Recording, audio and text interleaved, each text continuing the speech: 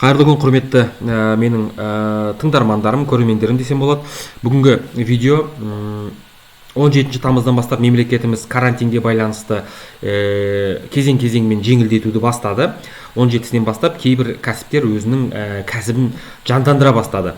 Мәселе кімдер жандандырғанда емес, мәселе бүгінгі видеоның негізгі өзегі ол осы 17-сіне шейін жұмыс істегендер бар, 17-сінен бастап жұмысын бастайтындар бар.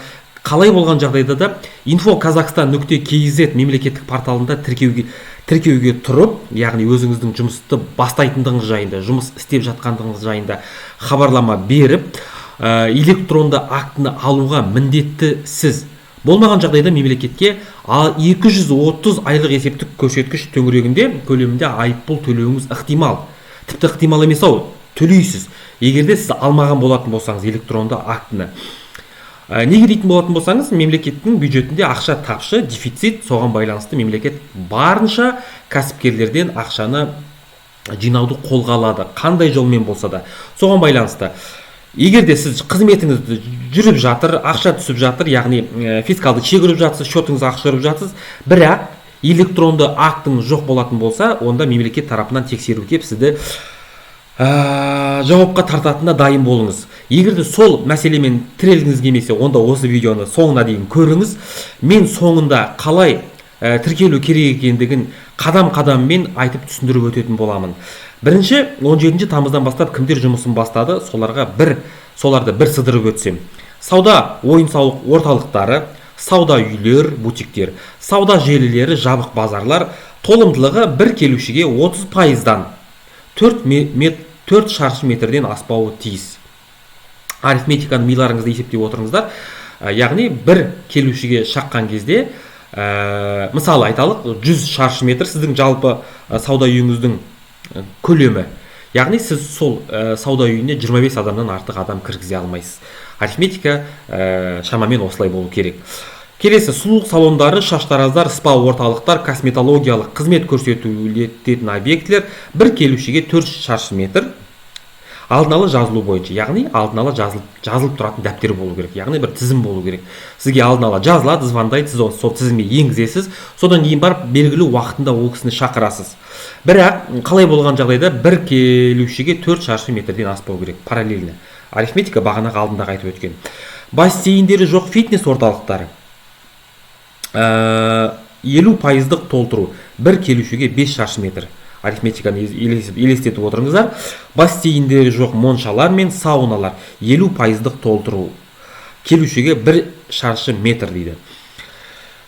Келесі, балалар түзету кабинеттері, балалар және ересектер білім беру орталықтары, жазба бойынша 5 адамнан аспайтын топтар.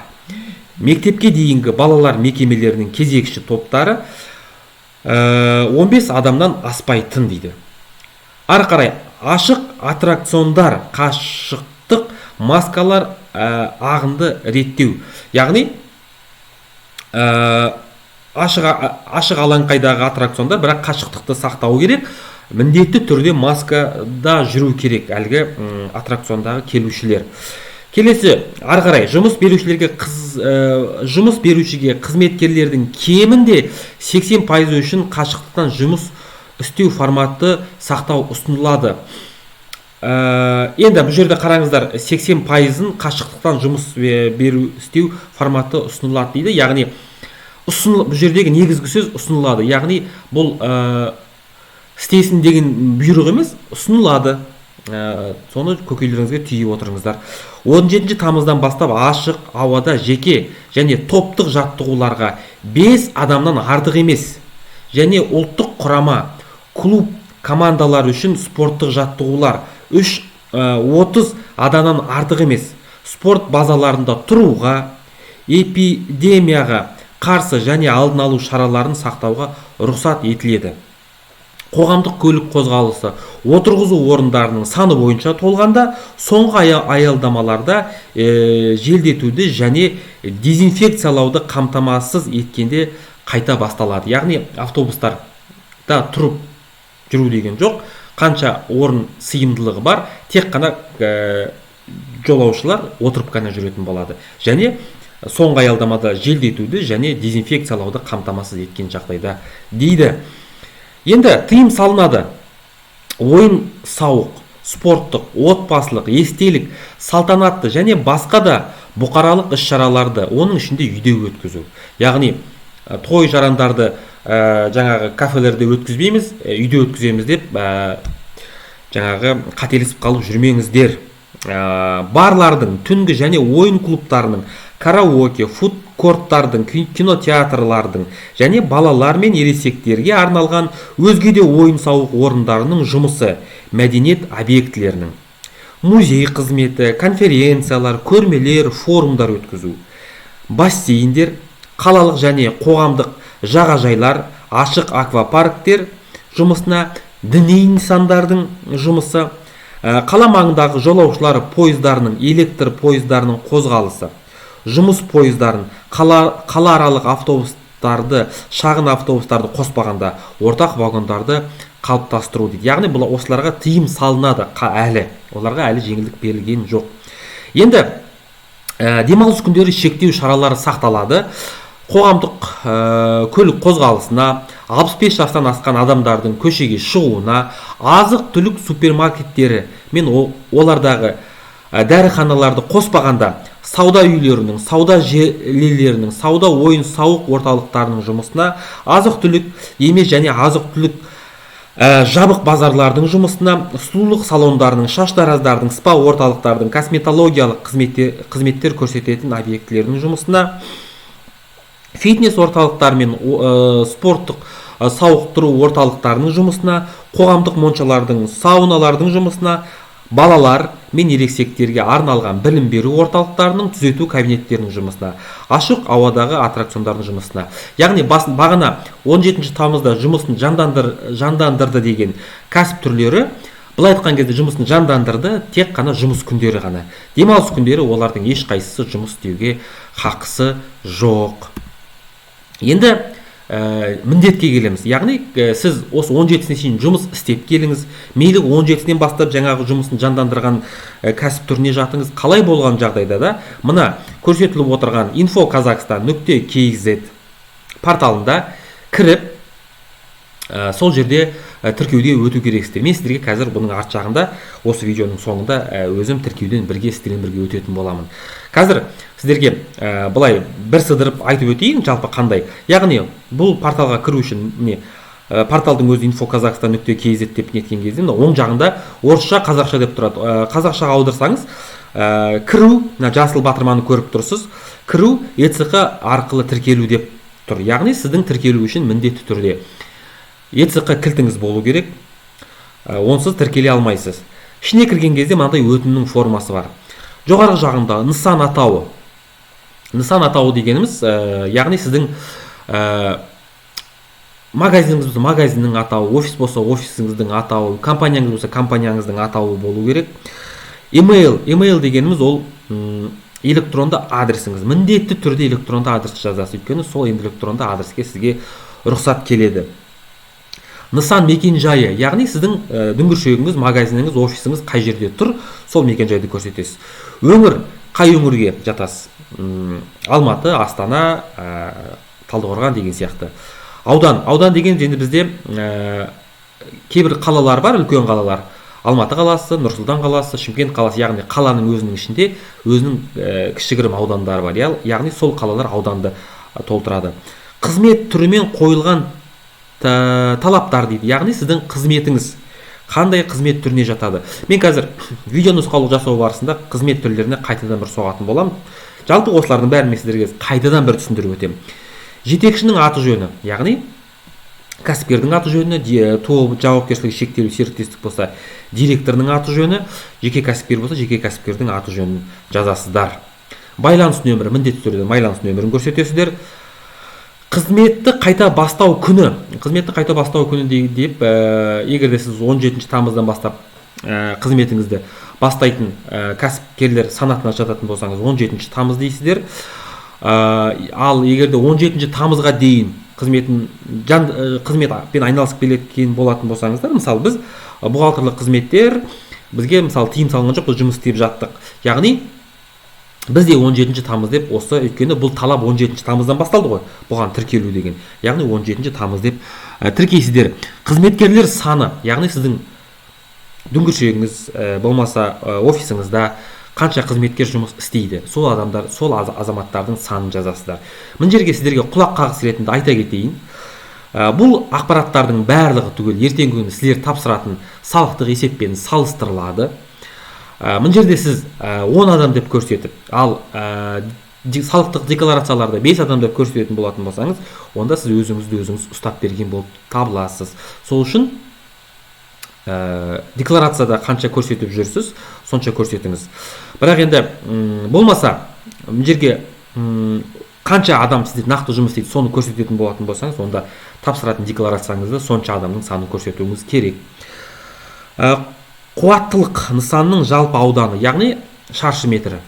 Офистің шаршы метрі, магазиннің шаршы метрі, жаңағы дүңгіршектің шаршы метрі деген сияқты жазасыздар. Төменгі жағында кәсібіме қатысты санитарлық, эпидемиологиялық ережелермен таныстым, бұзушылықтар орын алса жауапқа тартылатыным жайында ақпарат алдым. Қолданыстағы заңнамаға сәйкес Қазақстан Республикасының дейді. Атүсті қарамаңыздар, мына жерге сіздер жаңағы белгі қойғаннан кейін сіздер міндетті түрде, қазір мен видеоның барысында көрсетем, нұсқаулықты жаңағы нені жүктеп алу керексіздер, танысу керексіздер. Не істеу керек, не істелмеу керек, яғни сіздің жалпы өзіңіздің кәсібіңізге байланысты нұсқаулықтар беріледі. Солардың бәрін танысып, сол талаптардың барлығын орындау керексіздер. Орындамаған жағдайда айыппұл салынады. Айыппұл салуға мемлекет құштар болып отыр. Сол үшін айыппұлға ілініп қалып жүрмеңіздер. Келесі екінші, өтініш беруші осы өтінішті беру кезінде олардың жеке деректерін, жеке тұлғалардың деректерін беруге және өңдеуге келісімін растайды. Сондай-ақ қызметкерлердің жеке деректерін беруге және өңдеуге азаматтық құқықтық келісімшарт бойынша жұмыскерлер мен орындаушылардың келісімін алғандығын растайды. Яғни сіздің осы жерде берілген барлық ақпараттарыңыз одан ары қарай талданып, талқыланып, жаңа айтып отырмын ғой, декларациялармен салыстырылуы мүмкін. Сол үшін мына екі жерге белгі қойғаннан кейін, яғни сіз біліңіз, сіз толық жауаптысыз. Өйткені сіз бұны өзіңіздің электронды цифрлы қолтаңбаңызбен қол қоясыз. Яғни сіз өзіңіз қол қойып бердіңіз деген сөз. Ертеңгі күні мен ол жерде қателесіп қалыппын, дұрыс көрсетпеппін деген әңгіме болмайды. Жақсы, мына жерде қызмет түрлеріне байланысты бір слайд бар. Мен жалпы енді сол ненің өзіне қарай өтсем, видео нұсқаулықтың өзіне. Міне, қараңыздар. Мынау жаңағы info-kazakhstan.kz порталы. Кіресіз, мына кіру деген жасыл батырманы басамыз. Бірден айта кетем, жұмыс күндері, адамдардың көп отыратын күндері нелер, порталдың жұмыс істеуі өте баяу, кейде блокқа түсіп қалуы да мүмкін. Сол үшін жаңағы беретін өтіндеріңізді не таңертең ерте беріңіздер, не болмаса өте жай беріңіздер. Сол кезде тез бересіздер. Міне кіру үшін аус эрса мен авторизация жасайсыз. Пароліңізді енгізесіз. Подписать. Міне біз кірдік. Мына жерде қазір орысша тұр, мен қазақшаға аударайын. Қаз дегенді басамыз. Қазақшаға кірдік. Мынау сіздің жеке кабинетіңізге кірдіңіз, осы info-kazakhstanдағы. Жаңа өтінім беру деген мына жасыл батырманы басасыз. Бағана айтып өткендей, нысанның атауы. Мен өзімнің компаниямның атын жазамын.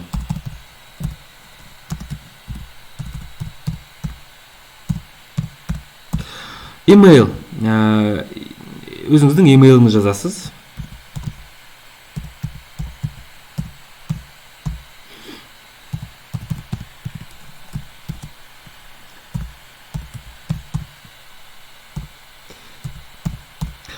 Нысан мекен жайы Алматы қаласы, Сайран Ықшам ауданы, 14-ші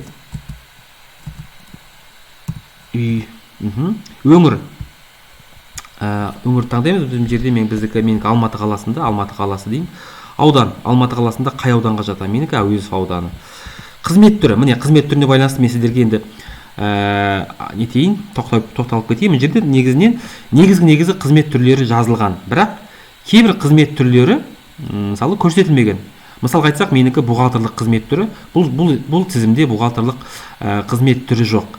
Есесіне мынандай жалпылама қызмет түрлері бар. Арендатор рынка, яғни базарда тұрсаңыз, сіз базардың арендаторсыз ғой. Мысалы, арендатор торгово-развлекательного центра, торгового дома дейді. Арендатор бизнес-центра. Яғни мен мысалы өзімді осы арендатор бизнес-центра ретінде анықтасам болады. Өйткені мен бизнес-центрдан офис арендовать етіп отырмын. Маған осы. Яғни, егерде өз қызмет түріңізді таппасаңыз, онда жалпылама қызмет түрін таңдайсыз. Ары қарай, жетекшінің аты жөні,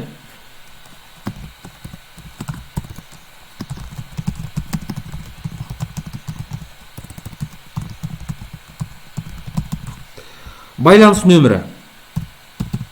Ары қарай енді барлығы түсінікті деп ойлаймын.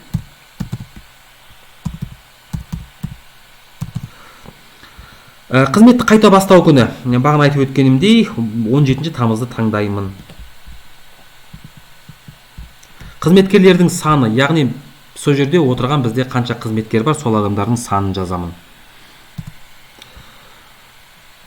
Қуаттылық нысанның жалпы ауданы, яғни қанша офисіңіз болса, офисіңіз қанша шаршы метрді құрайды. Енді міне бағанағы немен таныстым, жаңағы санитарлық эпидемиологиялық ережелермен таныстым дегенге белгі қойасыз. Өтініш беру арқылы мен туралы құжатты жаңағы нетеге талдауға рұқсат беремін деп. Одан кейін санитарлық эпидемиологиялық талаптарды жүктеу деп, бұны жүктеп аласыз. Мына жерде жүктелінді. Міндетті түрде бұнымен танысып шығасыз. Танысып шыққаннан кейін барып өтінімді қосасыз. Өтінім құрылды, бірақ жіберілмеді, өтінім оны ертсіқымен растаңыз дейді. Яғни әлі жіберілген жоқ, бірақ құрылып тұр. Ок деп басасыз. Енді қарасаңыз, мына жерде өзіңіздің жаңағы нені нетесіз. Мысалы, мына жерде сіздер менде қазір көрініп тұр. Мына жерде көрінбей қалуы мүмкін. Көрінбей қалса, мына жерге тұрасыз да, мына жерде статус деген жерге новое деп басасыз. Сол кезде мына жерде сіздің жаңағы өтініміңіз шығады, жаңағы новое. Өйткені статусы новое бұның. Мына оң жағында действие деген бар, соған басасыз да отправить дегенді басасыз. Яғни мен қазір бұл өтінімді жіберемін. Қайтадан өзіңіздің электронды цифрлық қолтаңбаңызға барасыз. Осы жолы екінші мына РСА дегеннен таңдайсыз. Жеке кәсіпкерде РСА, ал тұлғалар болса ГОС деген, яғни қол қоюға арналған. Пароліңізді тересіз. Подписать. Заявка успешно отправлена, яғни сіз өтініміңіз кетті деген сөз. Енді мына жерге кіресіз да скачать акт. Міне, мен бағана айтқан акты осы міне. Осы актыны скачать етіп аласыз.